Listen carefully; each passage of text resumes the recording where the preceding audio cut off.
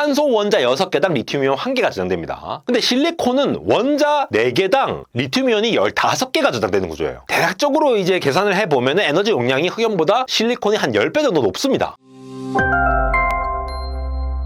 네, 여러분 반갑습니다. 현대공학 에러입니다. 갤럭시 폴드 6의 스페셜 에디션이 출시가 되고 나서 슬림 디자인으로 이제 각광을 받고 있는 와중에 중국의 아너 매직 V3와 같은 이러한 얇은 폴더블 폰이 이미 출시가 됐기 때문에 여기에 대해서 갤럭시는 왜 더 얇게 안 나오지? 라고 질문을 주시는 분들이 굉장히 많은데요. 이전 영상에서도 말씀을 드린 것처럼 시청자 한 분이 이제 댓글로도 의견을 주시기도 했는데, 기술력이라면 기술력 혹은 이제 제조 환경에 따라 달라질 수 있지만 가장 큰 특징이라는 것이 바로 배터리가 다르다는 점이 있습니다. 아너 매직 V3 기준으로 이 아너 매직의 배터리 용량이 갤럭시 폴드 6 시리즈보다 용량이 더 많아요. 근데 더 얇게 만들었거든요. 그래서 오늘은 아너 매직 V3에 들어가 있는 이 특별한 배터리 기술에 대해서 좀 살펴보면서, 당장에 뭐 누가 더 얇네 누가 더 이겼네 이런 얘기보다는 앞으로 이 배터리 쪽, 지금 아너 매직 V3가 밀고 있는 이 배터리, 바로 카본 실리콘 음극재를 사용한 배터리에 대해서 좀 전체적으로 살펴보면서 이 배터리 관련된 내용을 조금 정리를 해볼까 합니다. 그럼 한번 가보시죠. 원래 아너라는 회사는 화웨이에 있던 회사인데 이제 분사해서 나온 회사가 되겠죠. 그리고 이번에 갤럭시 폴드 6 스페셜 에디션 나오기 전에 폴드 6가 발표된 직후에 바로 이 아너 매직 V3라는 폴더블 6보다 얇은, 두께가 접었을 때 9.2mm밖에 안 돼요. 이번 스페셜 에디션이 얇게 만들었는데도 10mm 이상인데 그것보다 훨씬 더 얇게 해서 나왔다라는 거거든요. 근데 배터리 용량이 더 높습니다. 갤럭시 폴드 6가 4000대인데 얘 같은 경우에는 5150이라는 거죠. 그리고 지난 시간에 이 폴드 6 스페셜 에디션과 아너 매직 V3를 비교를 했을 때 바로 이 부분, 충전했을 때도 아너 같은 경우에는 유선일 때는 66W, 무선일 때는 50W로 갤럭시 G 폴드 6보다도 훨씬 더 높은 수준의 충전 전력을 지원을 했거든요. 그러니까 충전 속도도 굉장히 빠르죠. 근데 뭐니 해도 결국은 얘 자체가 얇게 만들어지려고 하면은 이 배터리가 얇아져야 되는 부분들 있잖아요. 이 물리적으로 공간을 차지하는 부분들이 있는데, 지금 이 빨간색이라고 돼 있는 부분 있잖아요. 이 부분을 확대를 해보면요, 확대해서 살펴보면은 뭐라고 됐습니까? 10%의 실리콘이 들어가 있다라는 말 보이십니까? 그리고 네거티브 일렉트로드, 그러니까 음극의 10%, 원래 음극재로 흑연을 많이 쓰거든요. 근데 거기에 실리콘은 10% 들어가 있는, 요즘 굉장히 많이 각광받고 있고 우리나라 회사를 비롯해서 중국의 굉장히 많은 기업들이 투자를 하고 있는 차세대 음극재라고 보고 있는 실리콘 기반의 음극재, 그거를 10% 함유를 했다라는 얘기를 하고 있다라는 거죠. 이 부분이 힌트가 되는 부분인데 좀 더 자세히 들어가 보도록 하시죠. 원래 아너 같은 경우에는 이런 기사가 있었습니다. 이게 2023년 2월에 나온 기사인데요. 여기 보이시죠? 여기 나와 있는 기사인데 GSM 아레나에서 이렇게 얘기했죠. 아너가 얘기를 했다. 첫 번째, 실리콘 카본 배터리를 얘기했는데 이 밀도가 12.8%다라는 얘기 보이십니까? 자세히 읽어보면 이게 이제 어디에 들어갈지 모르겠다 뭐 이런 얘기가 나오는데, 이 12.8% 실리콘이 함유된 배터리 같은 경우에는 아까 그 아너 매직 V3하고는 용량이 좀 더 높죠. 5400대로. 그래서 여기서 발표한 배터리가 바로 아너 매직 V3에 들어간 것은 아닌 것으로 보입니다만, 이미 2023년 2월, 그러니까 1년 반도 더 전에 이 실리콘 카본 배터리라는 것들을 열심히 연구를 하고 있었다, 개발을 하고 있었다 라고 해석을 할 수가 있는 거죠. 우리가 배터리를 좀 더 이해를 하고 가시면 좋을 것 같은데, 물론 이전 영상에서도 많이 다뤘지만 좀 짧게만 보고 가시면요, 지금 널리 사용되고 있는 리튬이온 배터리 기준으로 봤을 때 흔히 배터리 구조가 이제 4개로 구성되어 있다고 하죠. 여기 보신 이제 플러스극, 캐소드라고 부르죠. 그 다음에 마이너스극, 음극, 에노드, 그 다음에 이 사이를 채우고 있는 전해 액 혹은 전해 질이라고 돼 있는 부분, 그 부분이 있고, 양극과 음극이 이제 단선이 되지 않도록 분리해주는 분리막이라고 돼 있는 거, 그렇게 총 4개로 돼 있습니다. 각각의 이제 4개로 돼 있는데 그 4개의 물질들이 어떻게 구성되어 있느냐에 따라서 배터리의 성능도 달라지고 수명이라든가 위험성이라든가 이런 모든 것들이 다 바뀌거든요. 우리 뭐 흔히 NCM 배터리니 NCA 배터리니 이런 거 많이들 아시잖아요. 그 부분이 바로 양극의 활물질로 들어가는, 즉 활성 물질이죠. 줄여서 활물질이라고 부르는데, 이 양극에 들어가는 활물질로서 니켈, 코발트, 망가니즈 이렇게 들어가면 NCM 배터리고, 거기다가 약간 전도성 더 흐리려고 하면은 알루미늄 좀 더 넣어서 한 게 NCA 배터리, 뭐 이렇게 구분합니다. 그렇게 얘기하는 NCM 배터리 배터리, NCA 배터리 이런 애들은 전부 다 양극재를 얘기를 하는 거야. 양극재의 성분이 어떻게 바뀌었냐? 그럼 음극은 뭔데? 요 애노드 부분은 대부분 우리가 이제 연필심 생각하시면 좋은 흑연이라는 걸로 구성이 되어 있습니다. 대부분 이걸 쓴다라는 거예요. 이걸 왜 쓰는지를 이해하면은, 그리고 이거의 한계를 이해를 하면은 지금 아노매직 V3가 썼다라는 실리콘 카본 배터리에 대해서도 좀 이해를 할 수가 있어요. 지금 그림에서 이렇게 충전이라고 얘기가 나오고 있는데, 충전을 하게 되는 경우를 생각해 보면은, 자, 리튬이온 배터리는 충전할 때랑 방전할 때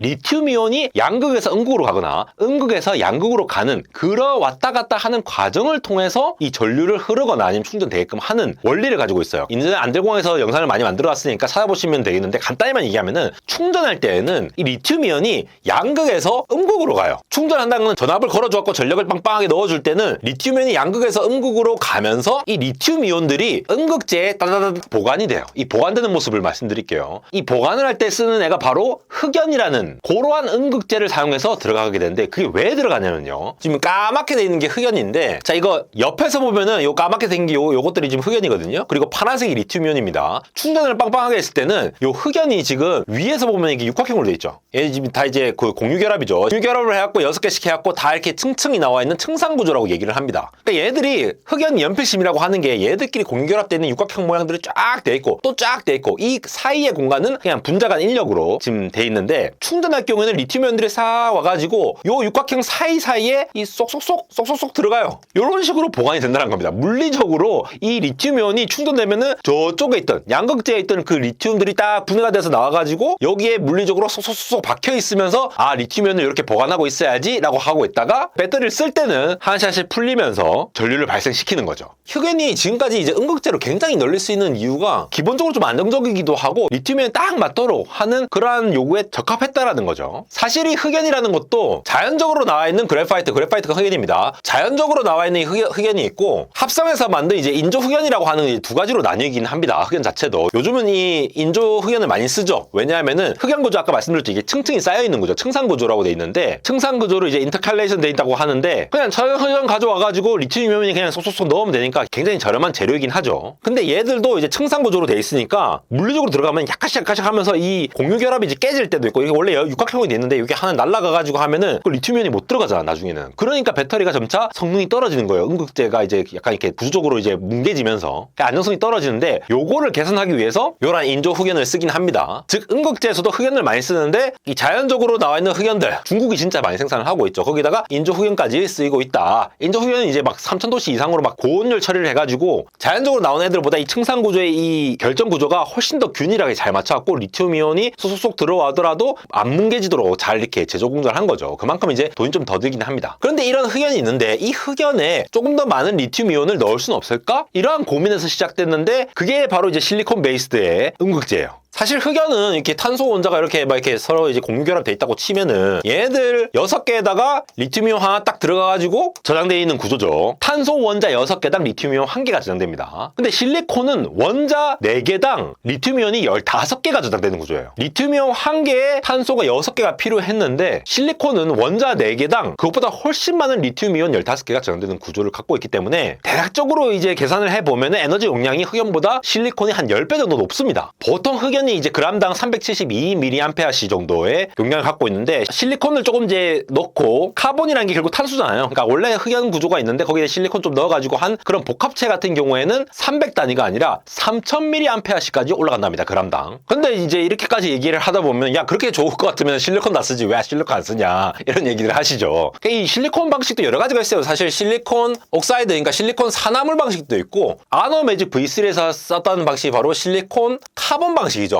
카본, 탄소잖아요. 탄소. 이게 탄소 흑연. 다른 음극재 연구에서는 또 이제 실리콘 안 쓰고 뭐 리튬 자체만 쓰고 막 이런 것도 있어요. 근데 오늘은 일단 실리콘 옥사이드, 요거는 이제 나중에 좀 비교를 해서 드릴 거고, 그 실리콘 카본 방식 기준으로 뭔가 단점도 있을 거지 않습니까? 아까 용량을 많이 넣을 수 있으면은 이거 그냥 쓰지 왜? 뭐 비싼 것도 있을 거고. 근데 아직 해결되지 못한 부분들이 꽤 있거든요. 그런 대표적인 부분들 좀 짚고 넘어가자면은, 원래 이 까만 흑연만 있는 구조에서 보면은 차징을 했을 때나 차징을 안 했을 때나 이 부피 차이가 거의 나지 않습니다. 이 사이 사이에 리튬이온이 쏙쏙 들어갔고 약간 구조적인 차이는 있었지만도 전체적인 변화가 그렇게 크게 없었는데, 만약에 이 빨간색 같은 이 실리콘이 섞여있는, 나머지는 카본이죠, 섞여있는 구조에 들어가게 되면은 이 실리콘들이 어마어마하게 커지는 거예요. 뿡뿡뿡 커지는 거고, 실리콘 파티클들이 이제 더 많아진다 라고 하면은 얘의 부피가 이만큼 늘어날 수가 있다는 거죠. 두께가 그만큼 두꺼워질 수 있다, 음극에서. 근데 충전할 때는 또 이제 두께 두꺼워졌다가, 그럼 또 방전될 때는 두께 또 작아졌다가, 그럼 커졌다 작았다 커졌다 작았다 이러면은 얘 음극재 자체가 굉장히 구조적으로 불안해질 수 있으면서 배터리 자체의 위험성이 있을 수 있다는 얘기를 하는 거예요. 그런데 이거를 잘만 만들면은 흑연보다도 10배 이상의 리튬이온을 저장할 수 있다고 제가 말씀드렸잖아요. 물론 이론적 용량입니다. 근데 이제 전체적으로 이제 에너지 밀도 자체가 12.8% 향상될 수 있다라고 하고, 그 말이 뭡니까? 동일한 부피에서는 훨씬 더 많은 에너지를 쓰니까 훨씬 더 오래가는 배터리를 만들 수 있다. 아니면 동일한 에너지 양을 기준으로 하면은 훨씬 더 얇은 배터리, 훨씬 더 작은 배터리를 만들 수 있다라고 이해를 하시면 되겠죠. 특히나 이제 적은 양의 재료, 그러니까 음극재의 양 자체를 줄일 수가 있기 때문에 전체적으로 배터리 전체 두께를 최대 25%까지 줄일 수 있다라고 논문에 나와 있는 내용들이 있고요. 이게 또 이제 얇은 전극을 또 사용하면은 이 전극하고 전극 사이에 이 전기적 저항이 일단 감소를 합니다. 그러면 효율이 또 증가를 하기 때문에 배터리를 좀 더 오래 쓸 수 있는 그런 것도 있고, 열 방출도 이제 줄어드는 장점이 있다라는 거죠.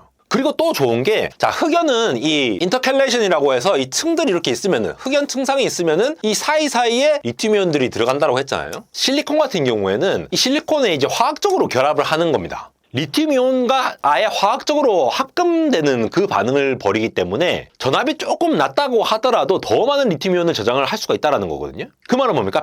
우리 배터리 좀 이제 많이 떨어지면은, 전압이 약간 떨어진다 하면은 성능이 이제 떨어질 수가 있는데, 그때도 성능을 크게 향상시켜가지고 배터리를 장시간 동안 안정적으로 작동할 수 있을 가능성이 있다는 거죠. 이게 그냥 층상구조로 들어가는 것보다 이 합금화해서 들어가는 이것 때문에 실제로도 이제 충전 속도까지도 향상될 수 있습니다. 아까 말씀드렸잖아요. 전극 저항 자체도 감소되고 리튬이온을 빨리 받아들이니까 충전에도 더 도움을 주는 형태가 되는 거죠. 이렇게 보면은 왜 실리콘을 조금만 넣을 수밖에 없는지 알겠죠? 실리콘을 너무 많이 넣으면은 부풀어 오르기 때문에 얘 자체가 뭉개질 수 있고 무너질 수 있다. 흑연을 이제 보통은 이제 한 5%밖에 안 넣거든요. 근데 여기는 이제 10% 넣었다니까, 이거 좀 안정성이 제대로 된 거 맞나라고 얘기가 나오는 게, 계속 그런 문제가 나오는데, 우리나라에서 보통 이제 상용화 됐다라고 하는 것들이 한 다 5% 정도 되거든요. 물론 실리콘 카본뿐만이 아니라 실리콘 옥사이드라든가 다른 음극재도 사용을 합니다. 근데 어쨌든 부피 팽창이 될 때에 실리콘을 조금만 넣을 수밖에 없는 이유가, 흑연 자체가 안정적이기 때문에 실리콘이 막 부피가 팽창하더라도 흑연은 이렇게 좀 이렇게 안정적으로 이제 막아줄 수 있는 거, 물리적으로 보완을 해줄 수 있는 그 역할을 해줄 수 있도록 섞어서 넣는다라는 거죠. 그리고 아무래도 실리콘보다 흑연이 전기가 훨씬 더 잘 통하니까 실리콘만 막 너무 많이 넣었을 때 전류가 잘 전달이 안 되는 그런 문제들을 좀 보완을 할 수도 있고요. 그리고 실리콘이 이렇게 막 이제 막 커졌다 작아졌다 커졌다 작아졌다 하면서 얘네들의 붙은 것들이 이 전체적으로 부피 변화를 일으키면서 충방전 과정에서 여러 가지 물리적 손상을 일으킬 거니까 음극재의 굉장히 수명이 떨어질 거지 않습니까? 그런 것들을 아무래도 흑연과 섞어서 보완을 하려는 접근을 하는 것이 바로 카본 실리콘 음극재를 사용하는 배터리라고 보시면 되겠고요. 실제로 우리나라의 기업들 중에서도 뭐 카본 프레임이라고 해가지고 이 실리콘 때문에 커졌다가 작아졌다 하는 거를 약간 이제 나노 단위로 미세하게 이렇게 프레임을 쳐갖고 카본 프레임을 쳐가지고 안정성을 이렇게 하는 연구도 많이 하고 있긴 합니다. 지금 NCM 배터리 같은 경우에는 뭐 8 하나하나 9 반반 이렇게 이제 비율 정해가지고 더 용량을 높이고 이렇게 하는데 한계가 있죠. 왜냐하면은 안정성에 대해서 고려를 해야 되니까. 그러니까 다시 이제 음극재 쪽에서도 음극재가 좀 리튬을 많이 받아들일 수 있는 구조로도 연구를 하고 있다는 거예요. 그래서 아너매직 V3 같은 경우는 지금 실리콘이 10% 함유되어 있는 실리콘 카본 음극 배터리를 사용해가지고 5150mAh의 용량을 제공을 하면서도 폰의 두께를 얇게 만들 수 있었다는 거죠. 아무래도 갤럭시 폴드 같은 경우에는 아직 실리콘 베이스로 한 배터리를 쓰지 않은 것으로 보이고, 흔히 쓰는 이제 흑연 배터리를 쓰지 않았을까라고 추정이 되고, 예전에는 이게 이제 LFP 배터리, 뭐 이제 리튬이온 배터리 중에서도 NCM이니 NCA니 뭐 여러 가지 그런 양극재 중심으로 논의가 되었다라는 와중에 음극재 역시도 전체 배터리 제조 관련 공정에서 흑연을 대체하는 연구들이 굉장히 열심히 되고 있기 때문에 더 많은 용량을 구축을 하기 위해서 이렇게 우리나라 기업들 포함해서 굉장히 연구를 열심히 하고 있다는 거. 근데 중국도 지금 진짜 장난 아니거든요. 아너 같은 기업도 이렇게 빨리 스마트폰에 넣었다는 거 보면은, 물론 이제 중국 같은 경우는 안정성 문제가 굉장히 많이 나오고 있긴 합니다. 근데 어쨌든 이렇게 얇은 배터리를 구현을 하기 위해서 배터리도 선진적으로 뭔가를, 그것도 실리콘이 10%나 함유되어 있는 그런 배터리를 넣었다는 것이 아무래도 후발주자로서 새로운 것들을 먼저 넣어서 이제 진출을 하려는 시도가 있었다라고도 해석을 할 수가 있고요. 다만 이제 그렇게 보면 보면은 이제 폴더블 폰의 단가 자체를 굉장히 싸게 내놨기 때문에 안정성 관련해서도 이제 뭐 좀 추후 봐야 되지 않느냐. 전반적으로 보면은 지금 자체에 뭐 중국이 이제 뭐 스마트폰 다 따라잡았네, 갤럭시는 이제 더 안 되네, 이러한 논의를 하는 것도 중요하지만 이 스마트폰이라는 이 포화된 시장에서 새로운 폼팩터의 폴더블 마켓 시장이 점차 커가는 과정이잖아요. 여기에 핵심이 되는 부분들이 디스플레이도 있지만 사용해 보니까 두껍더라, 그래서 이걸 얇게 만들어야 돼 라고 하는 애플리케이션적 니즈가 생기기 때문에 그 니즈를 만족시키기 위해서 이렇게 배터리, 음극재도 얇게 하고 있는 그런 기술들이 주목을 받고 있다라는 현 상황, 이런 것들을 이해해 보시면서 또 다음 세대, 다다음 세대 이렇게 스마트폰이 어떻게